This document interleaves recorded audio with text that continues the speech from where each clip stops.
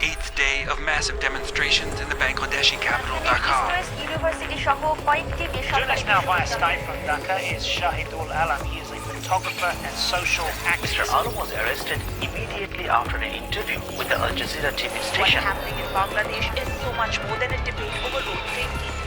Hello, I'm Richard Gisbert, and you're at The Listening Post. Here are some of the media stories we're covering this week. In Bangladesh, it's not just what you say about the government that might get you in trouble, it's where you say it. This jailed journalist found that out the hard way. Facebook has issues with Telesur, a news network headquartered in Venezuela. What kind of issues is the question? We take a long look back at the 1960s and 70s, a movement called New Journalism, and the importance of the literary in the reporting of the news. And all for one, one for all. When it comes to Donald Trump and fake news, more than 300 American newspapers are on the same editorial page.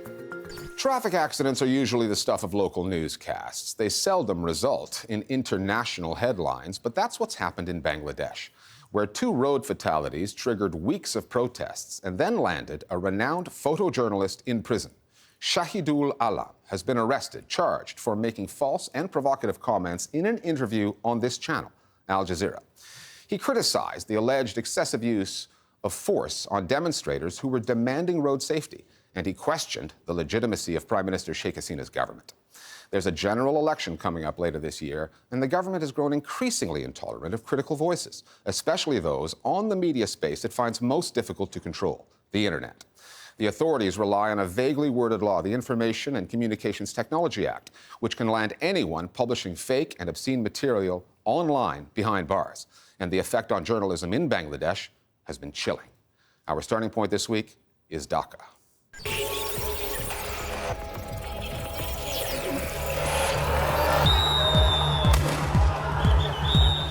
Joining us now via Skype from Dhaka is Shahidul Alam. He is a photographer and social activist.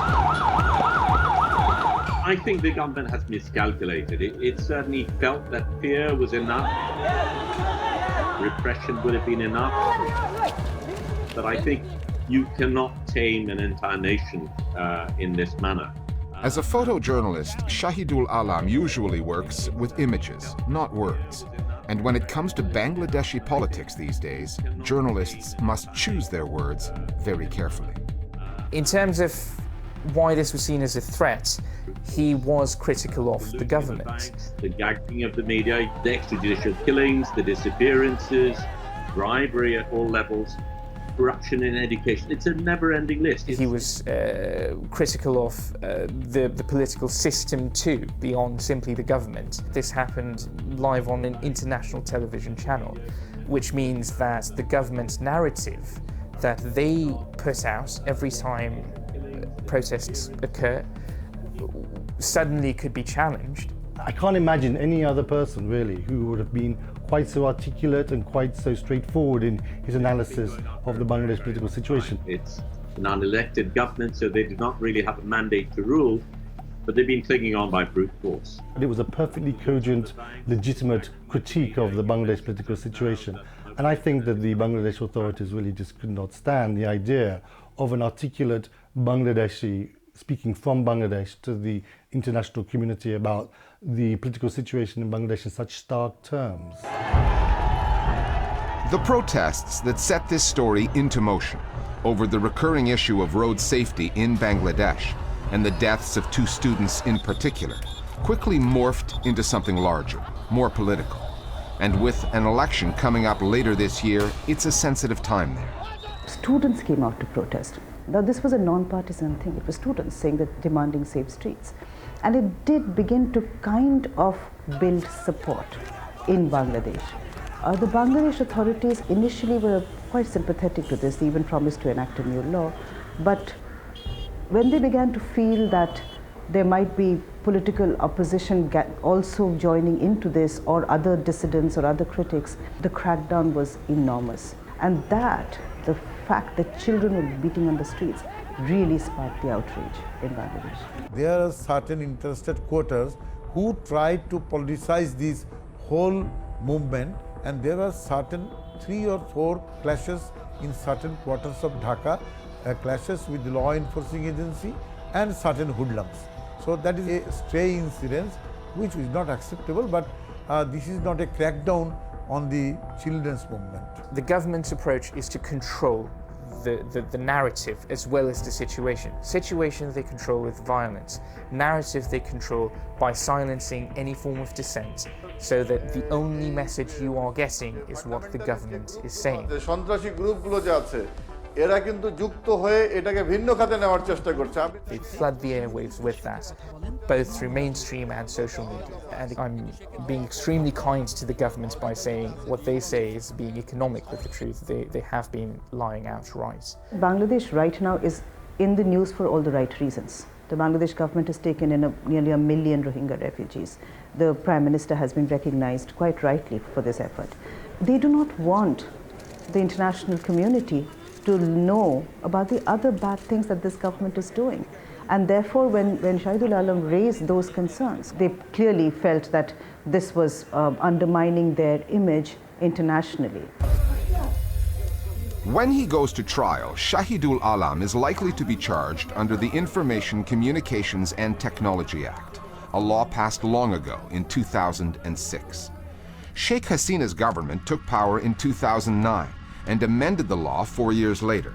The changes it made to Section 57, dealing with content that people post online, and the frequent prosecutions since, have been criticized by Media Watch NGOs outside Bangladesh and protested by free speech activists within the country.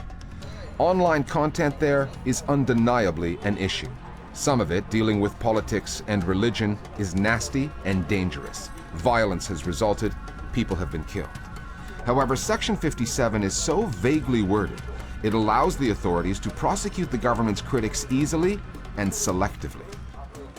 The media, the television, the newspapers, they've controlled it, journalists are censored. What happens there, they don't really mind. Okay, they've got that under control. So therefore, people have moved to social media as a way of voicing criticism. Inevitably, social media will be misused by people. It does have the potential to incite violence, but what the government seems to be doing is using it as a pretext to clamp down much more widely on any kind of criticism as a way of intimidating and scaring people, so they won't comment on social media in the future. We have seen free-thinking bloggers and atheists being charged under this, whereas we have had members of the government, ministers, high-ranking officials, we've had the Prime Minister's own son, who is seen as her heir apparent, flood social media and mainstream media with lies which have not been challenged. Under this law, if this is to be applied universally to every single Bangladeshi citizen, they should be charged too. Shahidul Alam's case is unusual. He's a prominent figure, so people are talking about it. But according to the NGO Human Rights Watch, dozens of government critics, opposition politicians, academics, journalists, and bloggers disappear every year in what are called enforced disappearances. Many of them turn up dead, are never seen again, and are never covered by the Bangladeshi media. It's no wonder the Listening Post struggled to find journalists there to speak to us for this story. The only one who did agree to talk did so on the condition that we masked his identity.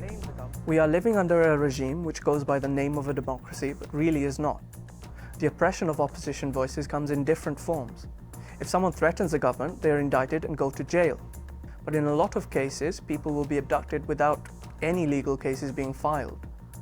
And the government will simply say those people left their houses because they were having problems with their wives or girlfriends. They do this so that people will not blame the government. And in cases when a person is not very prominent, unlike Mr. Alam, who is very well known, the newspapers will not publish reports on his or her disappearance. So the threat is very present. You can understand the fear. The government is so powerful. There are many nameless, faceless citizens who are subjected to the worst kind of inhumanities in custody that we can think of. They are also less likely to be ever freed due to the lack of any form of pressure being exerted on their behalf, the likes of which we've seen for Shahidul Alam, certainly. The arrest of Shahidul Alam, the silencing of one voice, the chilling of others, is something that the government knew would draw criticism. It's a price that, in an election year, the authorities were clearly willing to pay for a message they seemingly wanted to send. The heat is on in Bangladesh, and journalists are among the many who are feeling it.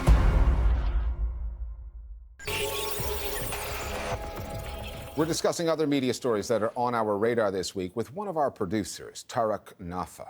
Tarek, the diplomatic rift between Turkey and the U.S. and the resulting steep drop in the value of the Turkish lira. That story comes with media angles to it.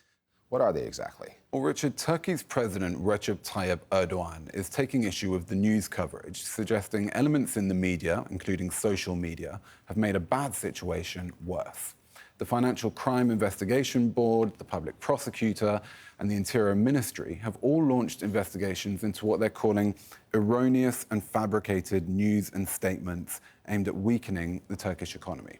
The ministry has identified 346 social media accounts for commentary it calls provocative, aimed at manipulating the value of the lira.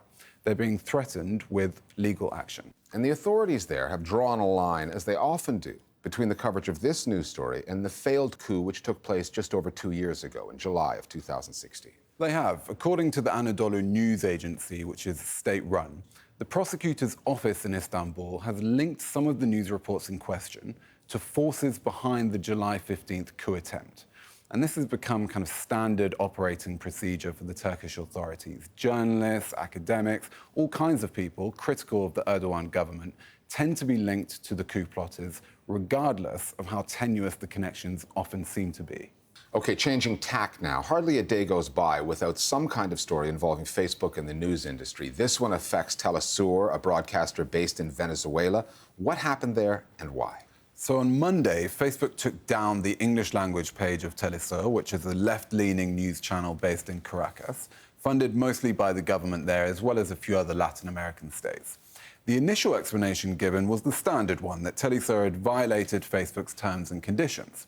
And after much criticism, the page was unexpectedly reinstated 2 days later.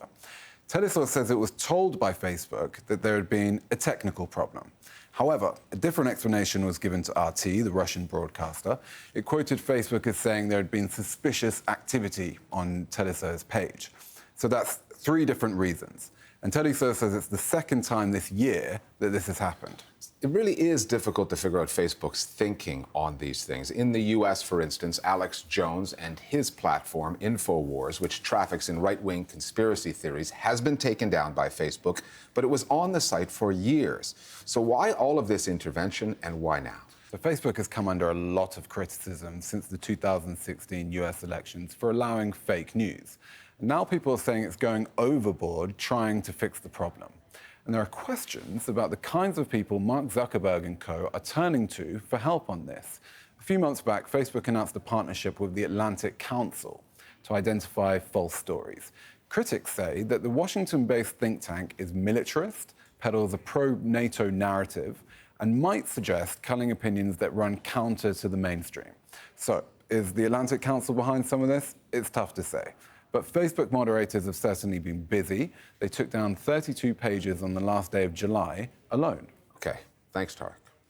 Earlier this year, obituary writers around the world paid tribute to Tom Wolfe, the American writer who passed away 3 months ago. Wolfe was best known for his work as an author, books like The Right Stuff and Bonfire of the Vanities. However, in the 1960s and 70s, he was also at the forefront of another movement, what was called New Journalism. Tom Wolfe and others pioneered a new type of reporting, borrowing some techniques from novelists and using them to write nonfiction, to in fact produce journalism. The initial reviews were not stellar, especially from reporters who saw new journalism as an affront to their profession. However, it revolutionized reporting, and its impact is felt to this day, not just in the U.S., but around the world, and not just in the mainstream news media, but also online. The Listening Post takes you back in time now to the 1960s with the help of 2 contemporary writers whose journalism was inspired by Tom Wolfe and the New Journalism movement.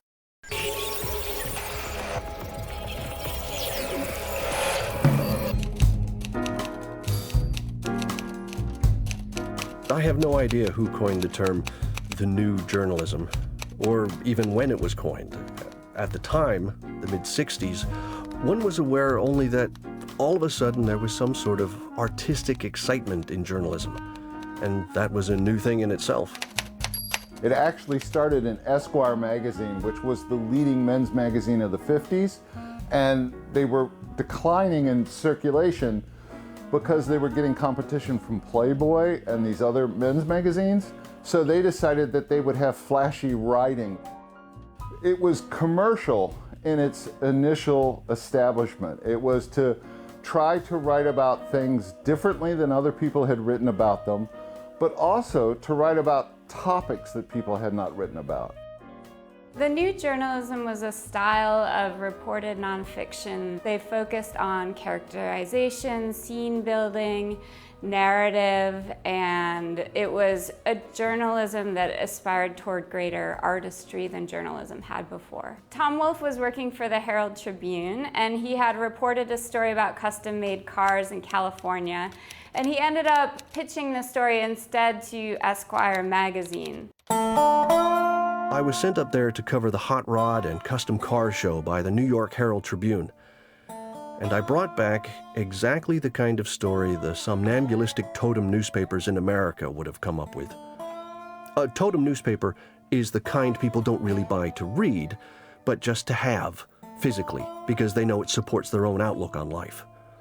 The totem story usually makes what is known as gentle fun of this, which is a way of saying, oh, don't worry, these people are nothing. He couldn't write the piece. It was just a bunch of random paragraphs on the page, and that night he stayed up all night and wrote a letter to the editor explaining what he wanted the piece to say. He sent in the letter. The editor, whose name was Byron Doble, just chopped off the Dear Byron and published it as is.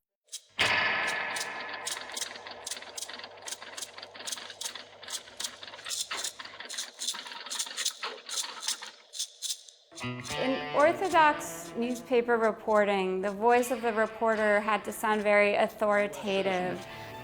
And here is a special bulletin from the Associated Press. Tom Wolfe sometimes called it the BBC voice, or this kind of conformist, slightly snobbish, elite person surveying the world around him or her. And at this time, a lot of the barriers around authority were breaking down. People were questioning institutions.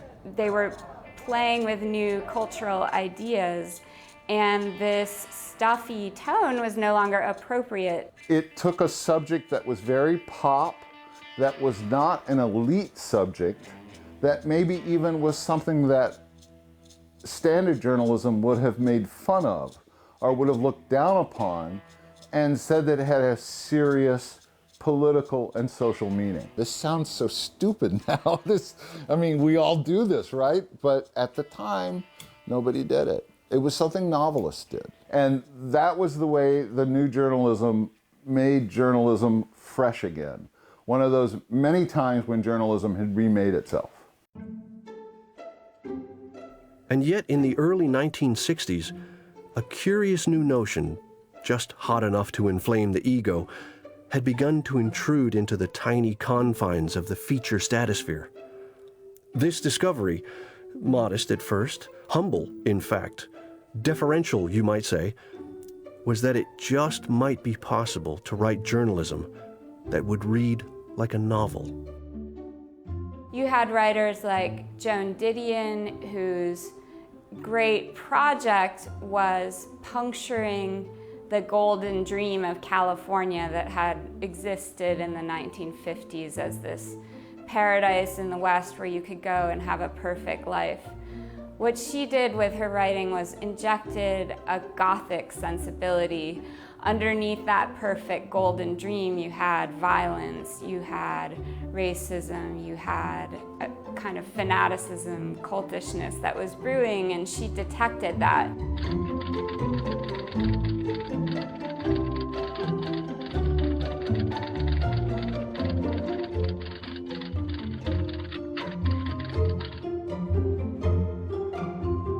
the times were murkier. There was no longer faith in good and bad. For example, the Vietnam War was happening and officials were lying to reporters. I think we would accelerate our progress. There was no way to tell a story like that straight. You had to foreground your own doubts and your own self-consciousness, your own uncertainty. So a writer like Michael Hare, who wrote a book about the Vietnam War called Dispatches, would go into the field and simply describe some of the scenes he was seeing, but also the confusion that was there. And that was new, to not have to go and be like, this is where we've advanced on the front, this is the number of people that have been killed.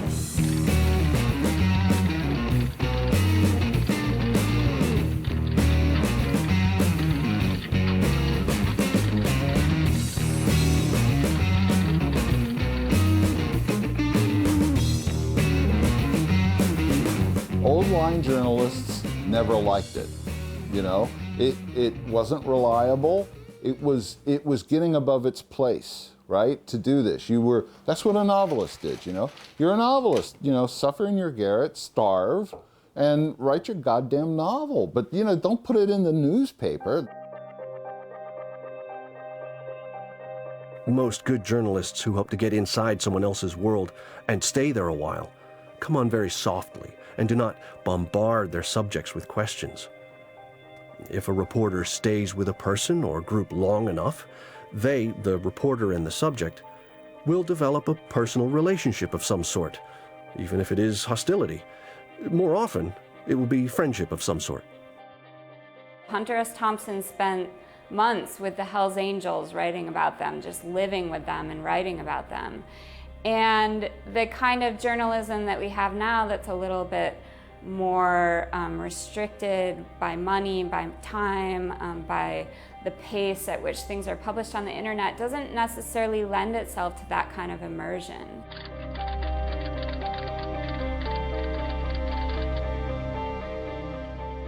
One of the reasons people believed in new journalism was that it convinced you that you were learning through these narrative techniques something inside other people, that you were using a writer's sensitivity to understand what other people believed and felt.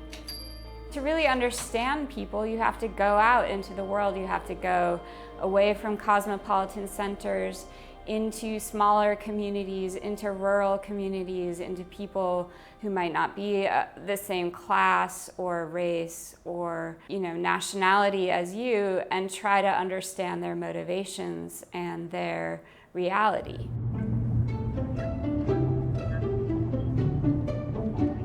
Saturation reporting, as I think of it, can be one of the most exhilarating trips, as they say, in the world.